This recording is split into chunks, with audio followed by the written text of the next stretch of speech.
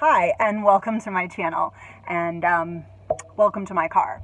So today I'm going to be attempting to start another reading vlog in a series that I am calling Emily Gets Her Shit Together and actually finishes the series that she started. Will I finish today? No, but I will make another dent in this series. And what series that is? The Wild series. It is a contemporary romance series, which didn't know those existed. I generally don't read romance, which sounds so weird because I'm all about that ship life. But I find that I want the happy ending, but I want the possibility that it won't happen. Like, I'm going to be mad if it doesn't, but I want that tension that it might not. And romances tend to basically guarantee a happy ending, so I generally don't read them. But this one really intrigued me because it's a series. Most romance series are like not about the same ship. It's like each book is about a sibling or a friend, or they're like loosely related. So the idea that there was a romance series about the same ship, yes, please. So last year I read the first book, The Simple Wild by K.A. Tucker, and I liked it. I gave it 4 stars. It's about a girl called Calla who lives in Toronto. She's in her late 20s, I think. She lives with her mother and her stepfather, and she has a really strained relationship with her dad because her mother left him in Alaska when she was very young, and that's the only time she's really seen him. They don't really have a lot of communication with each other. But she gets an invite to come visit him in Alaska because he's sick, and she sees it as kind of like her last opportunity to really get to know him. So she goes to Alaska, and she is just a fish out of water. I mean, she went from like the city life of Toronto to the remote frontier of Alaska. She doesn't know what's going on, and so she kind of finds an antagonistic employee of her dad's called Jonah, who they just come from such different walks of life that they don't really get along. Like I said, I gave this 4 stars. I loved the relationship between Calla and her dad, and by the end of the book, like, I totally shipped Jonah and Calla and couldn't wait to start the next book based on the setup. But I didn't love Calla. I'm going to be honest, I did not love Calla, especially in the beginning of the book. I warmed up to her as it went on, but I mean, I could understand some of the things that she was confused about, like the fact that the prices were astronomical. But then this girl showed up in like wedge-heeled sandals, and I was just confused because she's not from a warm climate. She's from Canada, so I didn't understand why she was so clueless about what the weather would be. I don't know. I was, yes, like I said, some things I could completely understand, and other things I just, girl, really? What rock are you living under? But anyway, like I said, by the end of the book, I did like her, so I am super excited to start the second book today. And that is Wild at Heart. I know nothing about this. I know that it is a fairly popular series, but I don't know. I've not been spoiled about it. Again, assume that there's a happy ending, but I don't really know like what happens from like point A to point B. Don't know. But I'm excited because this cover is gorgeous. Like, this aesthetic right here, this is me. Absolutely. I am a winter girl stuck in perpetual summer. So I'm really excited to start this. I just went back and read like the last 100 pages of the first book, you know, because I want the details to be fresh, and I started tearing up. I don't remember if I teared up the first time I read it, but oh my gosh, that was sad. Wow, I don't remember that. I mean, I remember what happened, but I didn't remember being so emotional about it. So now I'm like, what's the second book gonna have in store for me? I can't imagine that it would be as sad as that, but I'm scared.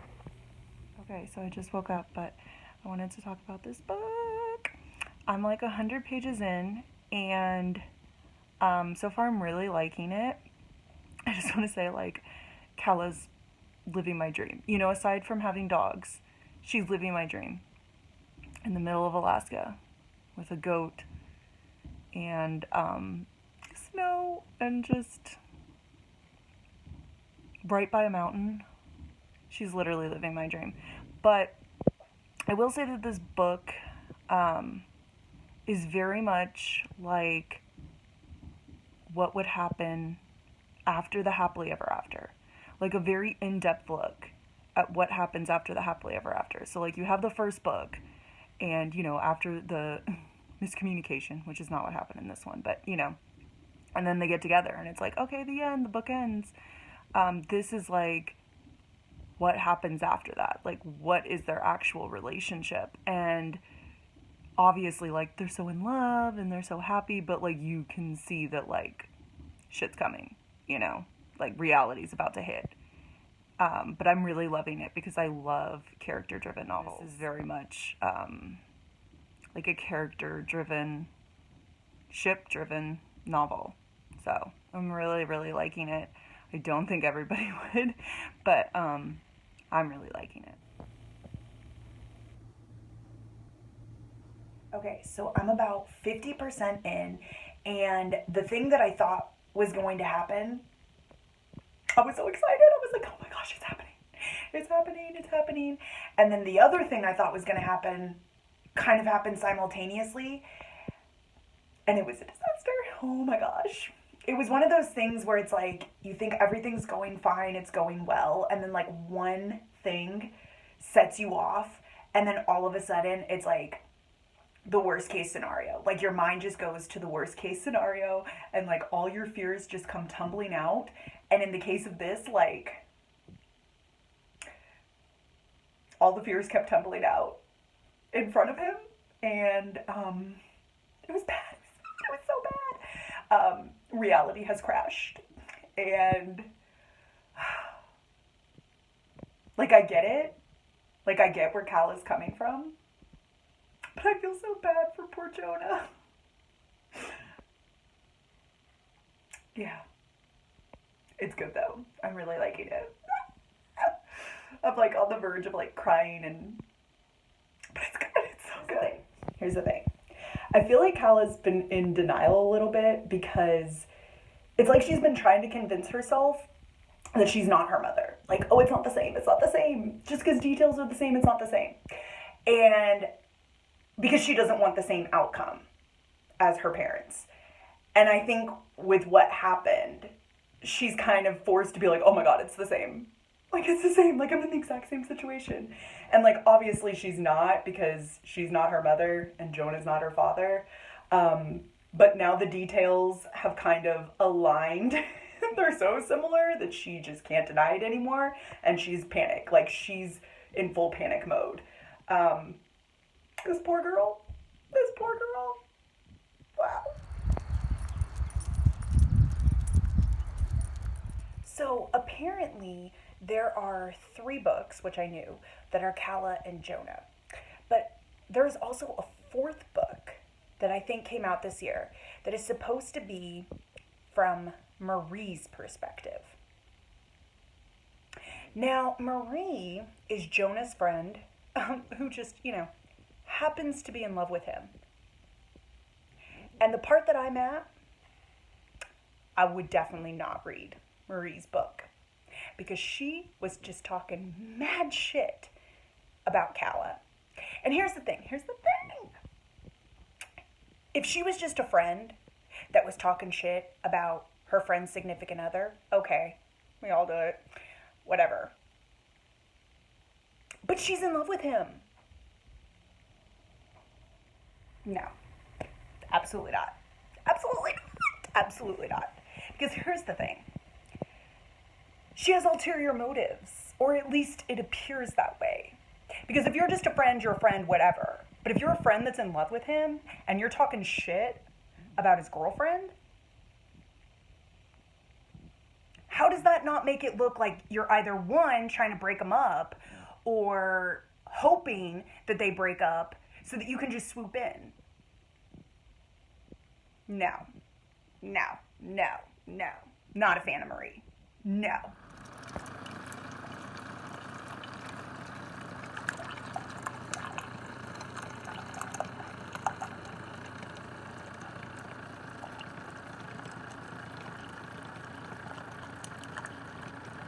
It's late, I'm tired, and I'm upset. And surprised, because this romance has actually given me that tension of like, will there be a happy ending? Because at this point, I don't see how. Like, I really don't. Which is great, but also I'm sad for Calla. I'm sad for Jonah. I do not like Marie. Yeah. I'm at the birthday part, which if you know, you know. It's just sad. Like, I just want them to be together and to be happy. Is that too much to ask? Hello. So I thought it only appropriate that I started this vlog in my car, so I'm gonna end this vlog in my car.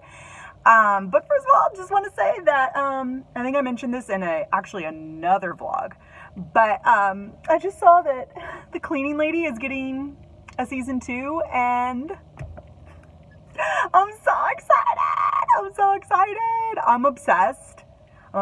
It ended on a cliffhanger. I needed more, and we're getting more. I love Armand and Tony so much, so I'm so excited that we're gonna get more of them. I cannot wait. Oh my gosh. Okay, so I finished Wild at Heart. I finished it. Did I cry? Yes. Yes, I did. I could cry just thinking about it right now. I loved it.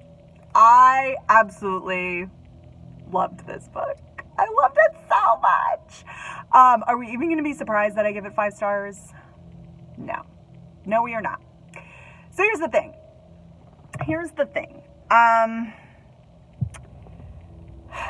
Did I like this more than the first book, The Simple Wild?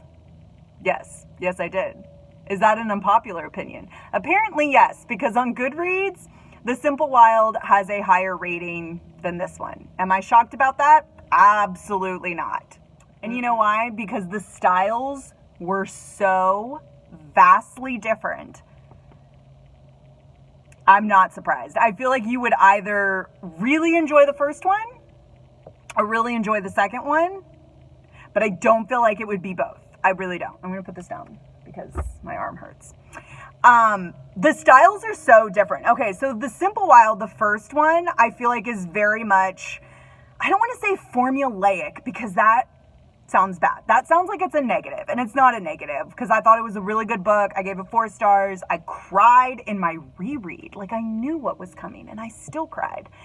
But it's very much like there's a plot, there's a timeline, there's tropes. It's like how I imagine, because I don't read it very often, but how I imagine a typical romance. Wild at Heart, the second book, not like that at all. Not like that at all. Is there a plot? Not really.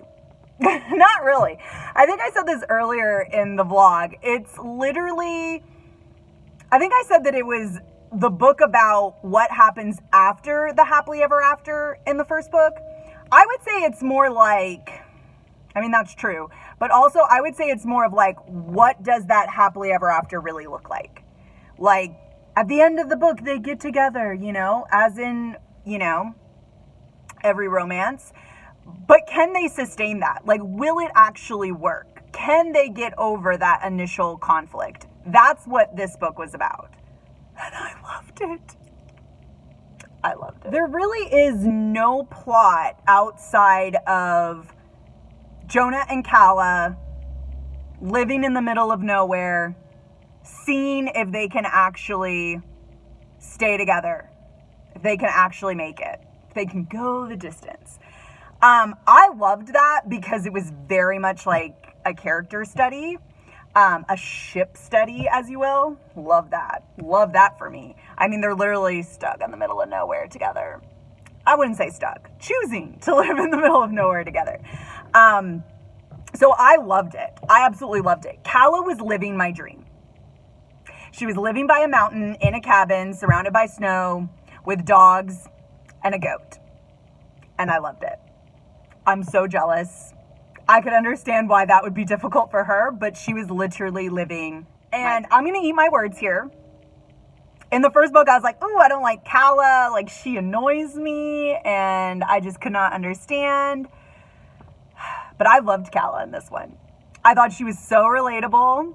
I sided with her on like every conflict, little argument. Sided with her. Absolutely 100%. I really, really liked her. I really liked her. Which isn't to say that I was against Jonah. Because I love him. But yeah, I was Team Calla. I was definitely Team Calla in this. But I felt like the whole book in general was very relatable. I just really, really enjoyed it. It was very slow, but I liked that. It was like everyday life. I'm that person that wants to just watch their ship do domestic things. And that's what this book was. I really loved it. I loved all the characters. I didn't love Marie. We know I didn't love Marie. And bless Jonah for finally, wow. I was like, bless his heart. Because he's a guy. He's oblivious. He didn't know what was going on. He didn't do anything wrong in that situation, but I will definitely not be reading Marie's book. Hell no, I will not be reading Marie's book. I don't want to buy it. I don't want to read it, but I want to know if they are mentioned in it. I will absolutely be getting the third book, which is called Forever Wild. Although I think it's a novella, which just makes me sad because I just want more. This book was like almost 400 pages. I think it was like 377. 377 pages of watching this ship try to make it. And I cried. And I cried. I love them so much. I need a trip to Alaska. Wow. I loved it. 5 stars. Anyway, thank you so much for watching. If you made it through that entire thing, welcome to me reading a romance. I hope to continue doing these vlogs where I read more books from series that I've started and then just never continued. I've got a lot of them, so hopefully a new one will be coming soon, and then I'm sure I'll be doing one for the third book of this series, Forever Wild, whenever that may be, so we can see my reaction to the end of this series, which just makes me so sad. But anyway, if you want to subscribe, please do so. That would make me so happy. You have no idea. And I'll see you in the next reading vlog. Bye.